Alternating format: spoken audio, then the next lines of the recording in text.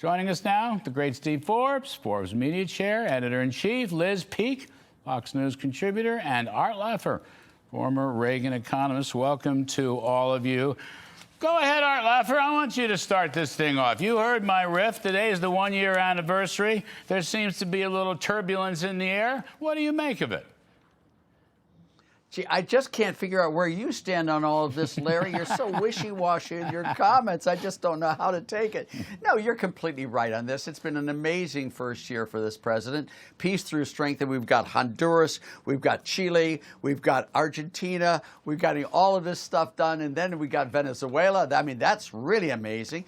We look at Iran. They're no longer the threat they once were. And we're looking at the world here. I don't know how to parse all of these different things out, but the economy's great. On all five kingdoms, it's going great. The BBB was terrific. We're soon going to get the Fed. I was hoping that Steve Forbes would be the head of the Fed, but probably not this time, Steve. But Kevin and Kevin, both of them are great, and any of the other choices are amazing. And I couldn't be happier. And that market is a buying opportunity. That's it. You got a gift today that's taking it way down. If you buy now, you'll make a lot more later. Gift today, Steve Forbes. What you think? I love that. I love Arthur. By the way, I'd like to say that too, but I'll let Art say it. Gift today? Well, I'm one of those who doesn't believe in market timing. Like you, buy an index fund, a couple of index funds, low expenses, ride the thing through, and you do very well. Especially when you get down days, that means your dollars are going to buy more shares. And so just leave it alone, you'll do fine. This country always manages to pull out of any rut that it gets into. And in terms of the economy in the future, I do worry about the Federal Reserve misbehaving. That's going to be a big job. And I hope they go for another reconciliation bill where they have tax cuts on corporate incomes, which the president wanted to do the first round, reduce personal income tax rates, and reduce the capital gains tax rate down to 10 or 15%. Nice thing about cap gains, Larry, as we've discussed, it instantly raises revenue as well as encourage more investment, get capital moving again. So I hope they don't rest on their oars. I don't think they will. And on the tariff thing, I will make a prediction, since I'm not putting any money on it in one of these prediction forums or whatever they have out there. I do think that the Supreme Court's going to rule that the tariffs have to go through Congress rather than through executive order. And I also think they're going to find a way in which what's been done in the past in terms of raising revenue, you can let that stand. But as of Feb 1, Feb 15, or whatever date they want to pick, you got to go through Congress to get these kinds of tariffs. But Liz, I'm going to come back to the Greenland. I'm not sure I understand. I guess it's a tariff war that is at issue here. But Trump is right on national security grounds and Greenland, however he wants to do it. Now, I don't know if he can buy it. I don't think we have enough money at the moment to buy it, or anything else for that matter. But I'm not sure. When I looked at the market, I mean, I knew this was going to happen, or something nasty was going to happen today. And I hear all the hysteria. Look, we will make NATO stronger by keeping China and Russia out of Greenland and that whole Arctic Circle way. They should be playing ball with Mr. Trump. Now, he may not have sold it as best he could. Maybe there's too much shock and awe. But he did say he's willing to negotiate. He's going to Davos to negotiate, Liz. This is the part I don't understand. If they just quit yapping at him, he'll make their place better, just as he's made this place better. Well, he has already strengthened NATO. There's no question about it. I mean, 5 years ago, 10 years ago, NATO was spending nothing on their mutual defense. So that has been a huge change. Now they're all committing to 5%. And that's a big win for President Trump.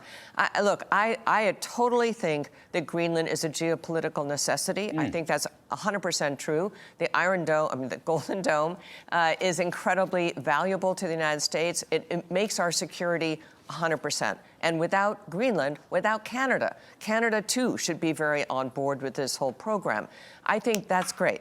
I don't like the fact that he's using tariffs to get there, because I think it undermines what legitimacy there was, great legitimacy, in trying to improve our corporate export possibilities, leveling the trade field for American corporations. I thought that was great. And Larry, we've been working on a European trade deal for many months, just to sort of throw that up in the air and say, well, 10% more and then maybe 25% more. I think it looks reckless. And I don't think, the point is, I don't think he had to do this. So I don't really know why he did. Steve and I were talking about it. He could have negotiated a long-term lease for Greenland or done something else to make those security assets ours or to express. Might that be in the cards? I hope so. But why, you know, so. He said he was very clear in the Truth Social. That's why I kept reading it last night and again today. He was very clear about his willingness to negotiate. Now, I know, you know, he is prone to shock and awe. He's getting your attention, and he certainly succeeded, okay? But then again, he's got a lot of common sense, and I think there's a general agreement on the need to strengthen Greenland, to strengthen our Arctic position. I mean, part of this is his Western Hemisphere thing. He's elbowing China and Russia. He'll make NATO stronger. That's the thing I don't understand. They should be playing ball with him. Perhaps is Rutte, if that is named, the head of NATO, who's a pal, I mean, he's going to make them better. Why don't they just let him make it better? And maybe that's the conversation that he's about to have with Rutte. I don't know. Arthur, you know, sometimes he'll make them better. He's made a lot of people better. He's made this country better, Arthur. Yeah, and Larry, you know, I understand what Liz said and I understand what Steve said, but that doesn't take into account as to who Trump is. You know, you have to take Trump very, very seriously, but you don't have to take him literally on all of these things. These are negotiation ploys, and how do you negotiate with foreigners on an economic way? There are tariffs out there. My best guess is that a year from now, 2 years from now, Larry, we're going to have a lot lower tariffs. There's going to be a lot freer trade. We're going to have much more seeing eye to eye. You know, the issue about Greenland that hits me is we have these alliances today. They are our alliances today. But tomorrow and the next day and the day after, they may not be the exact same alliances we have. So when you look at Greenland, who should be in control of Greenland as far as the U.S. is concerned? I do think there's a great case to be made for the U.S. being in control of Greenland in this operation. Who knows what the relationships in Europe and in Africa and Asia. China could be a great friend of ours once again. I'm hoping it will be. I'm hoping that Russia joins the family of nations as well, and they become a good player and a good actor and a free trader and a peace seeker. I'm hoping of all those things, and I think all of those things really do have a reasonable probability of coming true. Having the U.S. be in control of Greenland makes a big difference as to whether it's Denmark in control of Greenland or the U.S. That does make a difference, and I think Liz is right on that. And we do need to have it lock, stock, and hold to make sure that the future alliances are also locked in well. What is it? The German army sent 12 people for a day, and then two dog sleds from Denmark. And then they went back business class right away. I mean, it's just a little unfair, but you know, you get the point. They can't do it. Only we can do it. And if we don't do it, then we're allowing China and Russia to get in. You know, the snows are melting up there. I mean, Jack Keane made this case now more than ever. There's activity there. We have to be very careful. This is, I mean, it's funny. People don't seem to even be taking it seriously.